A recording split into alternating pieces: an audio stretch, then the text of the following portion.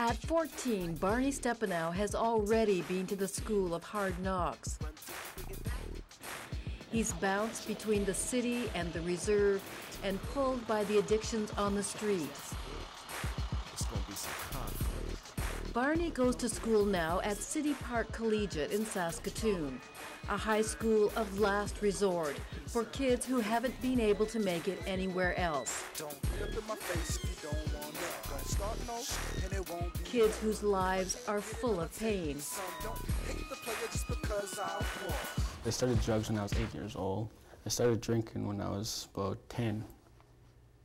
So it was quite bad for me. I knew I was doing bad stuff. Huge efforts are made here to keep kids in school and find ways to help them succeed. There's free food and clothing. There's a daycare where young parents can leave their children. And there's a feeling of family, a place that's safe from the dangers outside. In the past, school has taught these kids little more than frustration and failure. When Barney first arrived at City Park last year, he couldn't read or write. Well, it was embarrassing for me because it was hard for me to go out in public and knowing all these things, that just looking at signs at what they say and what do they say. Like Barney, the other grade 8s were also struggling at school. They were working at about a grade 4 level. And that wasn't all teacher Allison Cameron had to deal with. Behavior is typically a problem, a lot of ADHD. More than half my class last year was ADHD, diagnosed on Ritalin. We see a lot of kids with oppositional defiance disorder, all sorts of diagnosed illnesses that prevent them from learning or from behaving appropriately. 14-year-old Destin Mesner was one of her pupils who excelled at behaving badly. He's a budding artist, but he was better known around school for his anger and defiance. Destin was a real challenge, even for someone trained to deal with behavioral problems like Allison Cameron. It didn't matter what I asked Destin to do, he said no. He would swear at me all of the time, tell me where to go, how to get there. That's kind of one of the reasons why I was put into an alternative school, is because I swore in class, and I used to not really like anyone at all.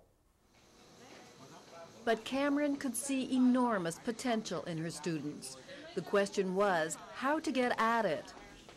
She thought there could be an answer in a book entitled Spark by Harvard University psychiatrist John Ratey. Spark examines how exercise affects the brain.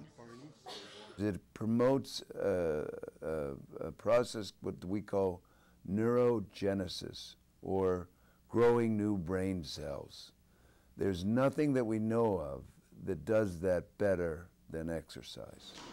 It doesn't only help brain cells grow, says Dr. Ratey, it also affects behavior.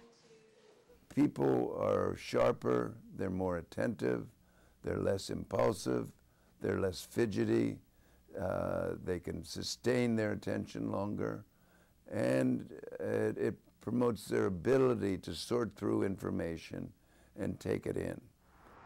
Ratey's best example is Naperville Central High near Chicago, which today has one of the best academic records of any secondary school in the U.S. and one of the lowest obesity rates in the country. 18 years ago, the school developed a fitness program where every student did vigorous aerobic exercise every day for 45 minutes. It was the first program of its kind in the U.S., one that also has an innovative combination of movement and classroom learning. And when the school entered an international competition in math and science, where Americans usually placed 11th or 12th, Naperville came out on top. 98% of their 8th graders took this test, and they scored #1 in the world in science and #6 in math, which was amazing. It shows, one, that spending that 45 minutes a day on PE was not taking away from their academic prowess. Excited by Naperville, Allison Cameron went to her principal and asked if she could move exercise equipment into her classroom. Carrie Alcorn was easily convinced. When Allie came to me with the proposal that someone was going to donate a fair bit of phys ed equipment for us, that was pretty easy to say yes to. The one initial concern I have was where are you going to put all that equipment? While that was quickly resolved, what was tougher was convincing the kids to use it. It was defiance all around. Most of them initially thought that this was really hokey. Why would I get on a treadmill? Oh, well, I said, no, no, no, no, no, no, doesn't do anything. No, no, it's bull, pure bull. That was then. This is now. Monday morning math class, where the first thing grade 9 students do is strap on a heart monitor. Good morning, you guys. Please make sure your heart rates are at 134. Keep it there. For 20 minutes, the kids work out on exercise equipment right in the classroom. But once a week, I'd like to see you guys challenging yourself in a different way. It's challenging different parts of your brain, different parts of your body. After what is for some a grueling start to the day, it's time for the second half of math class. And this is when you notice that something very different is going on. They're concentrating and working hard. Nobody's swearing or running around, when before, some students could barely sit still for 10 or 15 minutes. I had improved attention for 3 hours. Students were getting off of Ritalin. Students were coming to school every day just so they could use the treadmills. Well, if you have kids coming to school every day, well, now you can teach so much more. If they can sit and stay focused, you can teach so much more effectively. None of this surprises Harvard's John Rady. When you raise the heart rate, what you do is you turn on a part of the brain that might be a little bit sleepy. That is the front part of the brain that is involved in controlling impulses. And this is the major effect that one sees with kids that have trouble managing their behavior in class. Speaking out too much, not acting out, being too fidgety, not being able to sit still. There's a growing body of science now about the different ways exercise affects the brain. This part, the hippocampus, is like central station for learning and memory. Sustained, vigorous exercise causes the release of nerve growth factors, especially one called BDNF, which acts like a fertilizer on this and other areas of the brain. We make so many good things like this miracle grow for the brain, for instance, when our brain cells are clicking away. So it bathes the brain, if you will, in this nice fertilizer which helps preserve the nerve cells, make them stronger, helps them withstand stress, and makes them more pliable.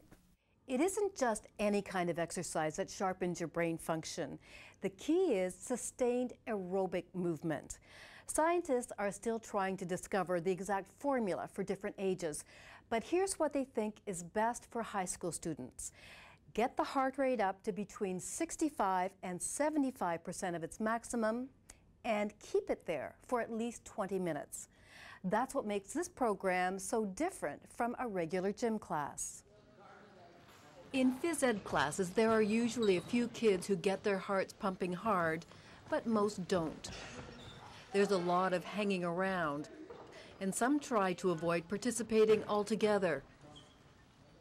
Most of gym classes is standing around for many people, waiting for their turn at bat. And I think today we're looking at everyone, not just the 20% who probably don't need gym class because they're athletes and they're on teams, etc. But it's the other large group of students who hate gym class because they don't have the skills. The programs that are most successful are where they're constantly in motion. Allison Cameron considers her experiment wildly successful, and she can prove it. Her grade 8s were tested before they began using the treadmills, and again at the end of the year. On average, they gained a full grade level in reading, in writing, and in math. There's no way to explain it other than this program. I had them from September till February, and I didn't see any sort of improvements even close to that. Wow. So in the last 4 months, the only thing that changed was the treadmills. So, how did Barney Stepanow do? Remember, at the beginning of grade 8, he couldn't read or write, and at first, things weren't looking good. I could not get him to sit in his desk.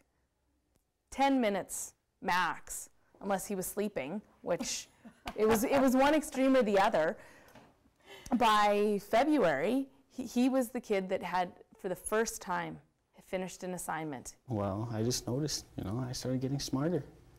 I started knowing, I started paying attention more. Barney also started talking about turning his life around and thinking about his future. I just see people out there doing drugs, doing needles. And I see that basically every day, and I look at that person and it's like, is that me? Is that how I want to grow? Is that going to be me in the future? During the 4-month-long program, Barney's academic performance took a huge leap forward. His reading improved over 20% and his comprehension by 400%. You always know something, Destin.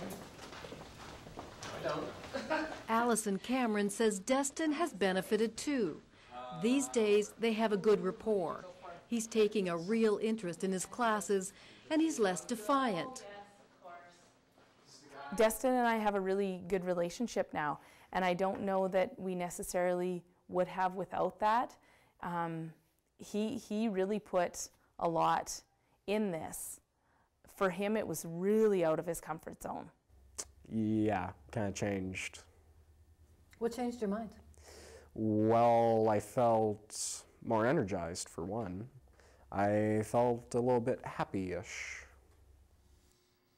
The biggest turnaround was in Destin's mood. He was able to control his anger and to concentrate more.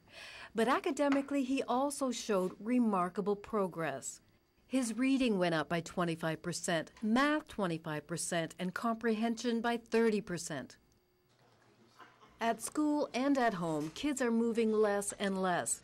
Unlike our ancestors who were on the move all the time, we mostly sit on our butts, hunter-gatherers of information.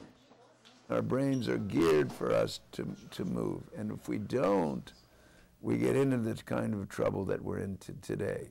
Lack of resilience, the obesity crisis, to be sure, and actually not using our brains to the maximum.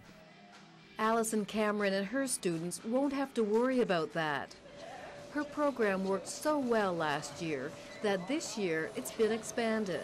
Now most of City Park's grade 8s and 9s work out in class 20 minutes 3 times a week. Her greatest satisfaction, though, is that something so simple has affected her students in such a profound way. Oh, God, we never dreamed that we would have had the amount of success that we had last year. It was incredible. Everybody improved, and if I wasn't there, if I didn't witness it, I honestly wouldn't believe it. Check your heart rate right now, please, Barney. Cameron feels she's found a winning formula. Less sitting equals more learning, and it's a formula she's hoping to share. She's helped set up a foundation to encourage other schools to get involved in similar programs, and if they can't afford it, provide them with the necessary equipment. Joan Leishman, CBC News, Saskatoon.